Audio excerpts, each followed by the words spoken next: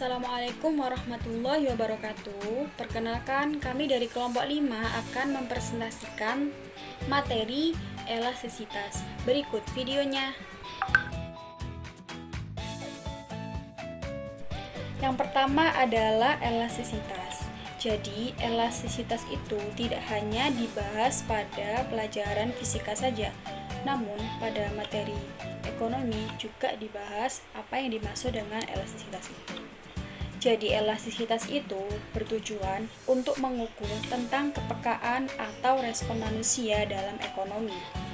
Yang pertama, elastisitas itu ada pada elastisitas harga. Elastisitas harga itu sendiri dibagi menjadi dua, yaitu elastisitas permintaan dan elastisitas penawaran. Sekarang kita akan membahas tentang elastisitas permintaan. Jadi, elastisitas permintaan itu kita mengukur seberapa besar jumlah barang yang diminta itu berubah akibat harga barang itu sendiri atau harga barang itu berubah. Artinya, untuk mengukur atau mengetahui seberapa besar jumlah barang yang diminta itu mengalami perubahan akibat harga barang yang bersangkutan atau harga barang yang diminta itu mengalami perubahan. Untuk elastisitas permintaan ada dua variabel, yaitu ada harga dan ada juga kuantitas. Sesuai dengan hukum permintaan, ketika harga suatu barang naik, maka permintaan barang tersebut cenderung mengalami penurunan. Selanjutnya adalah elastisitas penawaran. Jadi, untuk elastisitas penawaran ini, kita berpikir sebagai seorang produsen. Artinya, elastisitas penawaran itu seberapa besar jumlah barang yang ditawarkan itu nanti akan berubah kalau misalnya harga barang yang ditawarkan itu udah berubah. Setelah pembahasan selanjutnya yaitu koefisien elastisitas atau jenis elastisitas. Jenis elastisitas terbagi menjadi dua. Yang pertama elastis dan yang kedua adalah inelastis. Baiklah, pembahasan yang pertama adalah elastis. Elastis adalah koefisien yang besar nilai elastisitas, yaitu adalah lebih besar dari 1. Jadi, ketika menghitung dengan rumus lalu ketemu angka-angka lebih besar dari 1, berarti itu dekat sebagai barang elastis aja. Bentuk kurva permintaan yang elastis dan kurva penawaran elastis, dia bentuknya landai. Kenapa dikatakan landai? Alasannya, karena persentase delta Q-nya itu lebih besar daripada persentase P-nya. Delta P-nya, maksudnya begitu. Bisa kita simpulkan bahwasannya barang elastis itu adalah barang yang sangat peka sekali terhadap perubahan harga.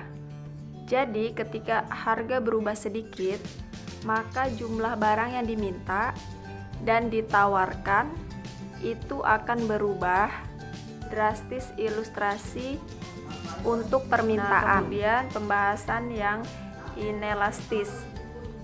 Bahwasannya inelastis dia kurang dari 1. Untuk kurang dari 1 berarti kebalikannya. Nah, ini adalah jenis barang yang ketika barangnya berubah, dia tidak begitu responsif. Bentuk kurvanya cenderung curam. Untuk barang yang inelastis, persentase delta P-nya itu lebih besar dari persentase delta Q-nya, sehingga bentuknya curam untuk permintaan, demikian juga untuk penawaran. Contoh barangnya adalah barang-barang kebutuhan pokok biasanya. Kenapa kebutuhan pokok cenderung dengan inelastis? Karena meskipun barangnya naik, permintaannya turun, tapi enggak akan drastis karena walaupun harganya mahal. Selanjutnya yaitu nomor 3, uniter. Jadi seperti perbandingan atau tengah-tengah antara elastis dan juga elastis uniter, itu elastisitasnya sama dengan 1. Jadi persentase delta P besarnya itu sama dengan persentase delta P. Ketika harga naik 5%, jumlah barang yang diminta itu turun 5%, berarti uniter. Atau ketika harga barang naik 5%, lalu jumlah barang ditawarkan naik juga 5%, berarti itu adalah unit untuk penawarannya. Ya, jadi dia sama. Nah, ini bentuknya dia nggak landai, nggak curam, juga nggak tengah-tengah, karena sama-sama nilainya. Contoh-contoh barang untuk unit itu kasuistik, jadi tidak berlaku mutlak. Misalnya barang-barang elektronik, barang-barang kebutuhan sekunder, yaitu cenderung untuk uniter. Nomor 4 yaitu elastis sempurna. Elastis sempurna itu koefisien elastisitasnya cenderung tak hingga. Kalau kalian lihat kurva baik permintaan maupun penawaran ini, bentuknya cenderung horizontal ke arah horizontal. Perhatikan yang berubah itu P-nya, tapi P tidak berubah. Jadi makna dari elastis sempurna adalah berapapun jumlah barang yang diminta atau ditawarkan berubah, maka harga barangnya itu cenderung tetap. Contoh barangnya juga cenderung kasuistik, tidak berlaku mutlak, seperti elastis dan juga inelastis. Tapi contoh-contoh yang pernah dikeluarkan biasanya adalah bumbu dapur.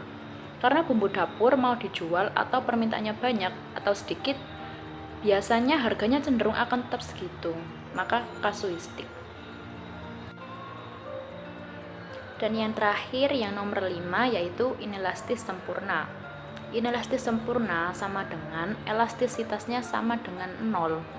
Nah, kalau 0 berarti dia bentuk kurvanya adalah vertikal. Maknanya adalah berapapun harga barang tersebut, maka permintaan atau penawarannya itu tidak akan berubah, tetap segitu. Contoh barang yang mendekati inelastis sempurna, meskipun juga kasuistik, contohnya adalah obat-obatan.